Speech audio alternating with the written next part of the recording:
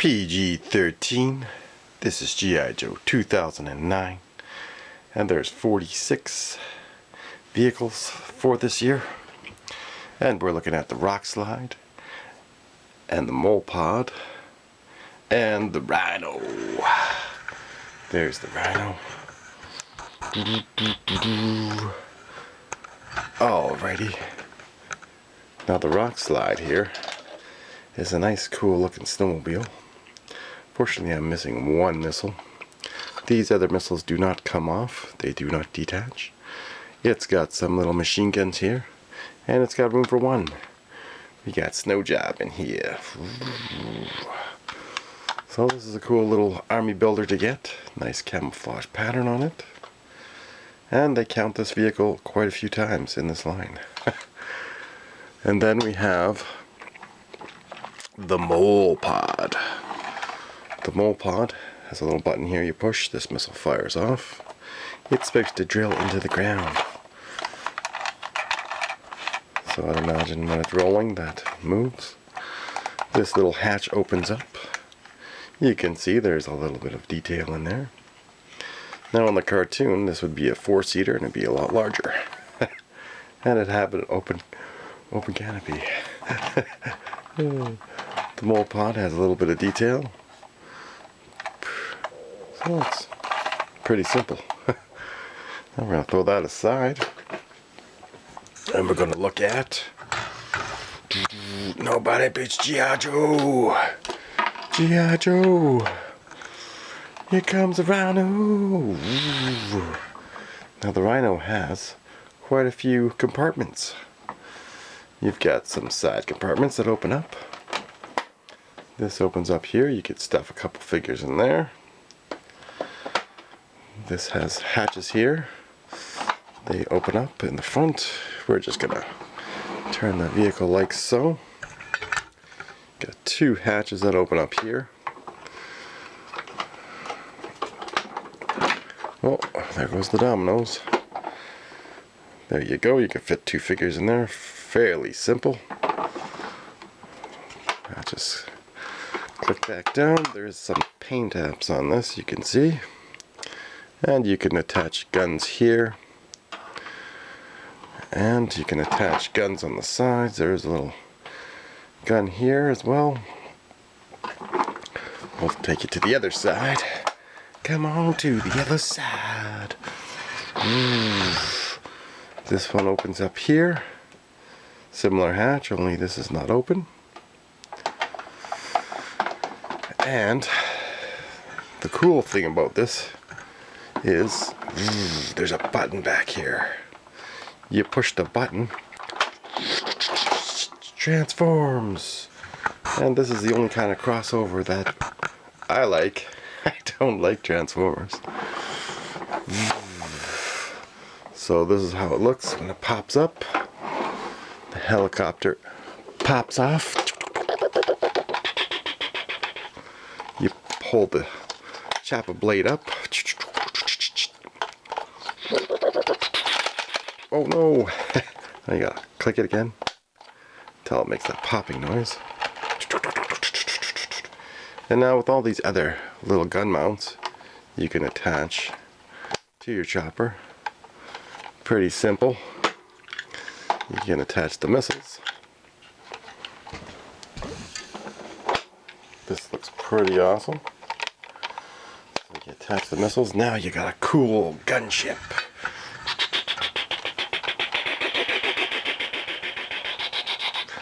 Nobody beats G.I.Joe. G.I.Joe Rhino. This chopper is friggin' awesome. It does hold two figures. As you can see, look at that. There is some detail in there. I guess there is a little sticker that someone put on. So it's kind of cool. You can see right in there. Nice chopper. Now this would have been nice if they would have made like an Apache like this, but just a little bit bigger. I mean, look at that. Clips in. You know, this is. But the only bad part is you have to take all this stuff off in order to put it back. But we're going to put that aside for a second. And we're going to have a look at some more hatches. So we got a back hatch here. You can put that on with this attachment. This attachment you can stick here. But the hatch, you know, you have to move the gun out of the way in order to close the hatch. Or you can tip the gun, I don't know. Probably most likely just move it over, close your hatch. So this opens up as well. Reveal some more space in here. You got room to put 3 there. So you can seat 3 down there, and you can seat another one there, and some extra gear. So that's a lot of room in here. And you can see this one goes through, and the other one doesn't. So that's pretty simple. And it's nice and spring-loaded, so when you put the helicopter back in there, it loads in nicely. But you gotta take off these little weapons, little attachments, to fit it right back in there.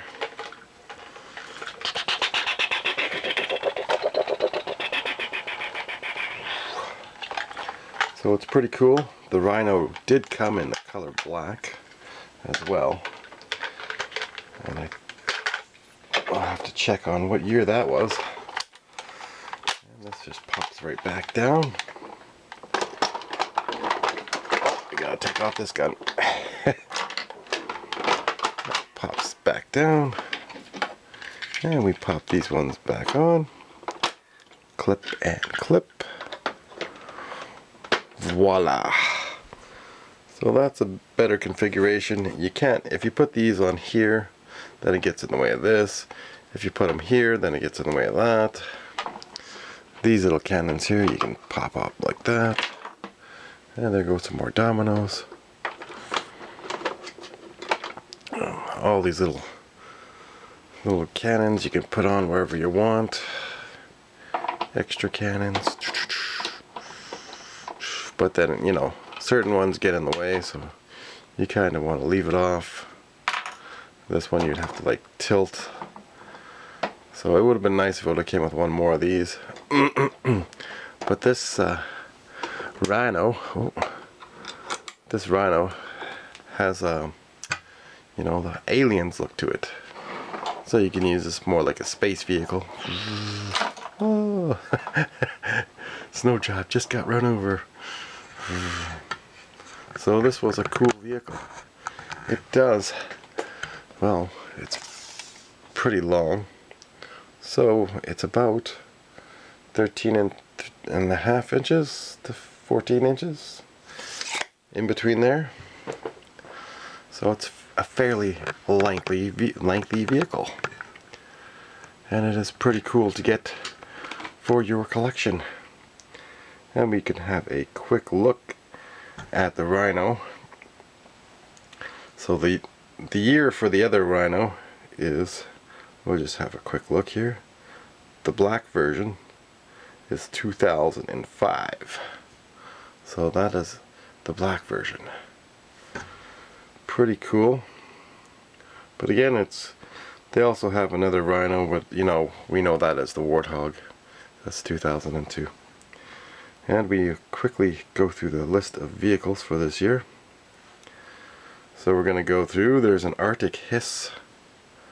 Arctic Hiss. There's a Cobra Stinger. A Conquest X30. Tiger Rat. Stingraider. A Ghost Hawk. Then they have a Cobra Claw, which I don't think will fit for vintage. Flak Cannon.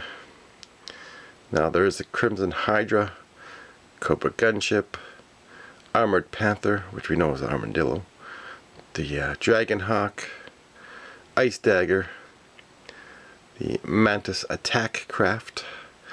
Now I did have the mobile pit quarters, and well, it's not made for the vintage figure, so I got rid of it.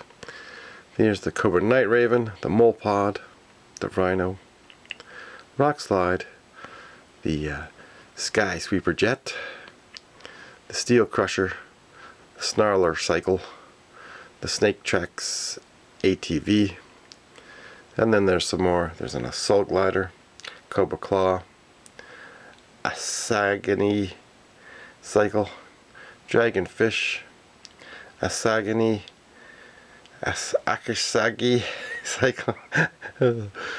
Sounds like some sort of food. And there's a rocket jetpack. And those wouldn't be for vintage, the gliders. Then there's a wave crusher. And there is a serpent armor, all in black. Another mole pod. And then there is a heat-seeking missile system in black. A laser artillery weapon. And then we have the outpost defender. And the surveillance port.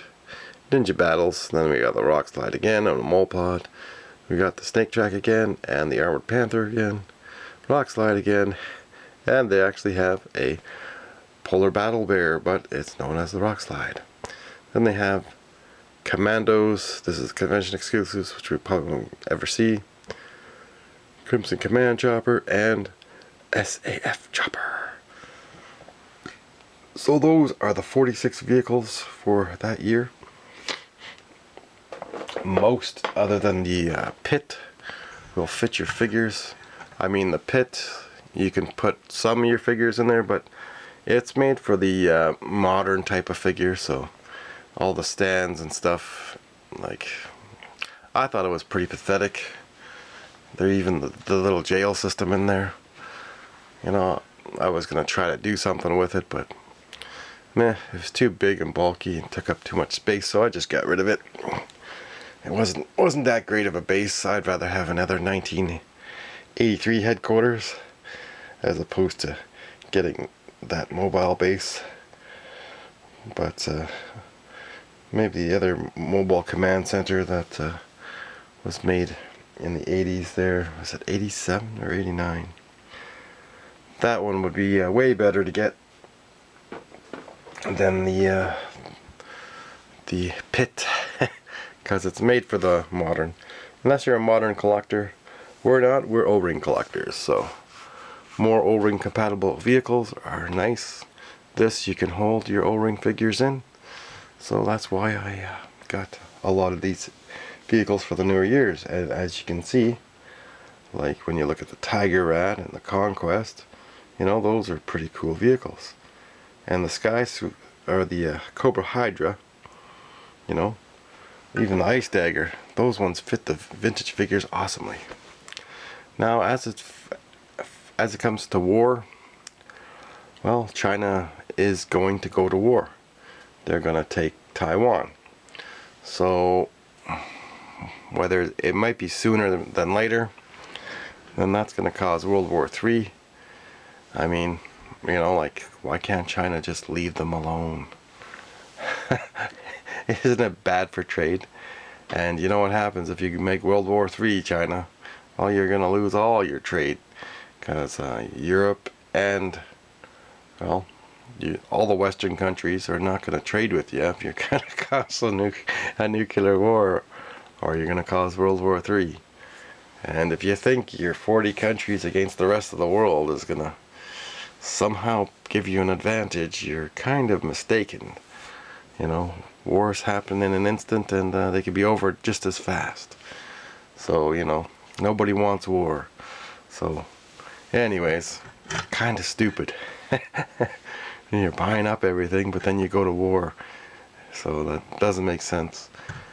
Then all your investments will be seized and blah blah blah. And it doesn't matter how many troops you think you have. Those nuclear missiles change the outcome of any war. all your ships can be gone in an instant. Same with both sides, and both sides already calculated those losses. So nonetheless, if America is willing to stop you dead in your tracks, then you gotta realize that war is not good for anyone. Thanks for watching. Alright, take care and prepare, and vote against people.